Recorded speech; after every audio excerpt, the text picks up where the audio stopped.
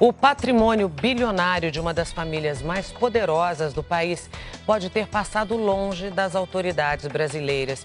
O Domingo Espetacular conversou com exclusividade com o homem que ajudou durante 3 décadas herdeiros do Grupo Globo a esconder no exterior milhões de dólares. É a primeira vez que um doleiro preso e condenado na Operação Lava Jato fala com uma emissora de TV. Ele revela os bastidores das remessas de dinheiro vivo à emissora carioca e como os irmãos Marinho conseguiram driblar a fiscalização e sonegar impostos. A reportagem é de Lucas Rocha, Silvestre Serrano e Ana Albini.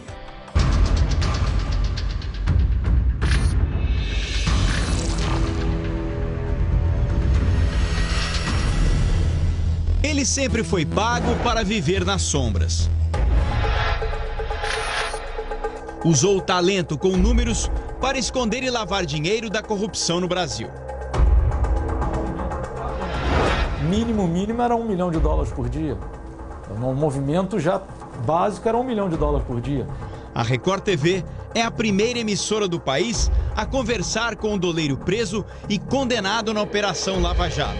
Foram 2 meses de negociações. Depois que você está preso, tudo é um choque. Cláudio Barbosa, conhecido como Tony, vai revelar com exclusividade o que só contou a justiça: os milhões de dólares não declarados por empresários e políticos do país.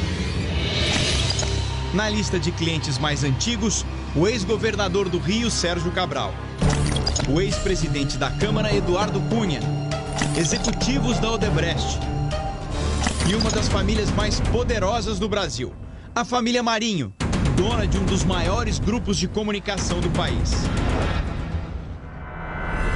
Eu posso falar que eu atendi, de Tony, desde que eu entrei na empresa, se atendia o Aleixo e se atendia a Globo, desde anos.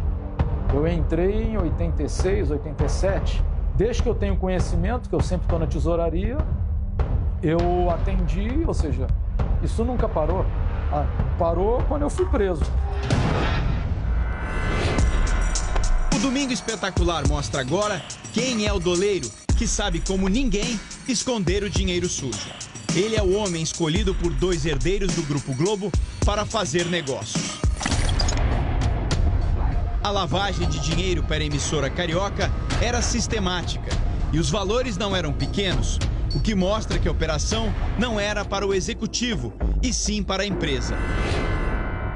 Os valores, ele não me chamava para pedir $10 mil, referente em reais. Então eram sempre valores de $200 mil a $300 mil em real. Normalmente era R$500 mil, R$1 milhão. O período disso, quanto era por semana ou por mês, eu não tenho aqui de cabeça, está entregue no Ministério Público desde 2018 e tem um extrato dessa movimentação no meu sistema. Então eu não lembro aqui quanto era de cabeça, mas vamos lá, a cada 10 dias eram $300 mil. Posso falar que era assim. O nosso encontro é no escritório de advocacia no centro do Rio de Janeiro. Tony chegou ao local da entrevista de metrô. Situação incomum para quem movimentava $1 milhão por dia, ou R$5 milhões. A tornozeleira eletrônica está sempre coberta. O homem nascido no interior do Rio é discreto, perfil ideal para uma profissão que ele mesmo escolheu 30 anos atrás. Viver no anonimato foi mais do que uma exigência, uma necessidade. Encontrar clientes ou fazer novas amizades sempre foi considerado um risco calculado para a carreira do doleiro. Mas Tony, como é conhecido no obscuro mundo do mercado financeiro paralelo, manteve disciplina rígida para se afastar das pessoas. Agora, a única opção para não ser reconhecido nas ruas pelos crimes que cometeu e que paga até hoje. Ele ainda era um estudante de economia quando conseguiu um emprego em uma corretora de valores no Rio de Janeiro. Dessa corretora de valores, eu não sei se eu dei sorte ou azar, né? Eu acredito que sorte no momento, mas aquilo acabou definindo meu futuro, né? Tony deixou os estudos e mergulhou fundo no mercado paralelo de câmbio. Era início dos anos de 1980. Foi com a ajuda de Dario Messer que Tony prosperou. Messer, conhecido como o doleiro dos doleiros, gostava de circular em festas de milionários cariocas. Era assim que ele conquistava os clientes. Um deles tinha um tratamento especial, a família Marinho. Nesse ambiente, as negociações são feitas entre intermediários. Nas transações ilegais, o verdadeiro cliente não aparece e o doleiro não mostra o rosto. São usadas pessoas de confiança, principalmente para preservar a identidade de quem quer esconder muito dinheiro. Eu não conheço a família Marinho e nem ela quer me conhecer. Roberto Irineu Marinho, presidente do Conselho de Administração do Grupo Globo, e João Roberto Marinho, vice-presidente do grupo, nomearam José Aleixo, ex-diretor financeiro do grupo, para um negócio clandestino.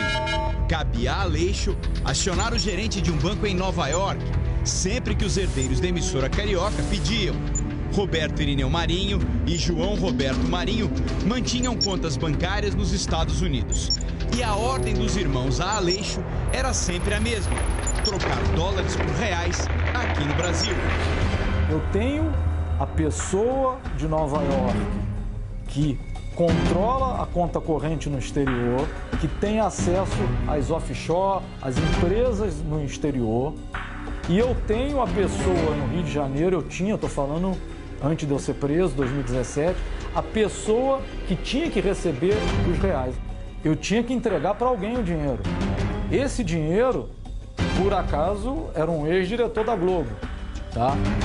Anteriormente, como falou o Dario Messer, a gente entregava na Rede Globo. Eu sabia que ele era um executivo da TV Globo. A sede da emissora foi endereço fixo das entregas dos doleiros até o ano de 2003. Tony tinha uma exigência: deixar das mãos de Aleixo os dólares da família Marinho. Quando ele desporta, é numa sala. Então a gente sempre... Eu não aceito garagem. Garagem parece coisa de traficante, eu não aceito garagem. A entrega na garagem não existe, isso é coisa de televisão ou traficante. Eu entrego em sala. Então, no caso da Globo específico, eu não posso afirmar agora porque tem muitos anos, mas com certeza era na sala do Aleixo, porque eu chego na portaria e tem que identificar. Então eu sempre mandava um garoto antes, um funcionário, para ele chegar na portaria e para o guarda: olha, eu tenho que entregar algo para o José Aleixo. Ele já comunicava, vê se o cidadão não está no almoço, vê se ele não está ocupado, vê se ele está sabendo da encomenda, para quando a minha equipe chegar, não ficar parada na rua com R$1 milhão. E como todo bom cliente, os cuidados eram redobrados. Para evitar assaltos e até uma blitz da polícia no caminho, a mesa de câmbio pagava por carros blindados e até uma transportadora de valores com seguranças armados era acionada, dependendo do tamanho da entrega. Era preciso garantir o serviço aos irmãos Marinho. Eu tinha para entregar dinheiro, normalmente, uma transportadora de valores. Então, essa empresa já era um banco clandestino para a gente. Então, eu guardava dinheiro lá e ela fazia as entregas para mim. Então, eu tinha essa opção que a gente passou a usar. Eu tinha a opção de seguranças meus com rapazes meus. Só que a gente não usava mochila, pasta. O que está na mão, pode qualquer ladrão de rua te assaltar e de repente ter R$1 milhão. Então a gente delimitava o risco. Se eu tenho uma entrega de R$1 milhão no centro do Rio, eu dividia em 3 vezes. E eu fazia com dinheiro na perna dos exportadores. Eles punham aí essas meias grandes, põem o dinheiro na perna e ali ele tem em cada perna R$200 mil. Então, ou seja, 2 pernadas você já entregou 400 mil. Isso no centro do Rio. Se fosse dinheiro como São Conrado, a transportadora... São Conrado era o endereço do então diretor financeiro do Grupo Globo, José Aleixo. A partir de 2003, as remessas de dinheiro passam a ser entregues na casa de Aleixo. Foi neste ano que toda a estrutura usada para atender a família Marinho se mudou para o Uruguai. O controle e a fiscalização sobre o sistema financeiro estavam cada vez mais rigorosos no Brasil. Montar uma mesa de câmbio em Montevidéu foi a saída para manter os negócios e a clientela. Tinha essa impressão que no Uruguai você faz tudo. E normalmente você chega no Uruguai, metade é advogado, metade é doleiro. Então a gente estava bem à vontade. Tony entregou à justiça, em acordo de delação premiada, um computador com os extratos das operações com a família Marinho. São comprovantes de entregas de dinheiro na casa de Aleixo. O diretor faleceu em 2018. As transações foram interrompidas um ano antes. Motivo: Tony foi preso. Na minha contabilidade, eu devo ter movimentado uns 15 a 20 milhões de dólares. 15 milhões de dólares ou quase 80 milhões de reais em valores atualizados. Isso em apenas 5 anos de entrega aos irmãos Marinho. Na visão de um doleiro experiente, é uma pequena amostra de quanto dinheiro o Grupo Globo deixou de declarar às autoridades. Transações que fazem parte de um gigantesco esquema criminoso. Um cliente meu do Rio de Janeiro que pede 500 mil reais na casa dele e ele está sentado no ar-condicionado, ele se considera o cliente limpo, cliente bonito, sem envolvimento com nada. Ele, para receber os 500 mil reais na casa dele, ele está se envolvendo com um doleiro, que antes era um agente financeiro, hoje é criminoso. Ele está se envolvendo com sonegação, ele está se envolvendo com formação de quadrilha, porque isso tudo que eu fui enquadrado, formação de quadrilha. Ele está se envolvendo em lavagem de dinheiro. Caso a família Marinho? Eu posso falar que sim. Quem ajudou a esconder o dinheiro da corrupção brasileira não tem dúvida. João Roberto Marinho e Roberto Irineu Marinho tiveram a ajuda criminosa de doleiros para fugir das autoridades e ocultar por décadas uma fortuna bilionária.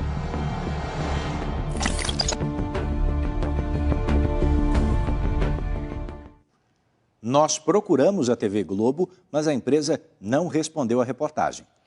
As defesas do ex-governador Sérgio Cabral e do ex-deputado Eduardo Cunha também não se manifestaram.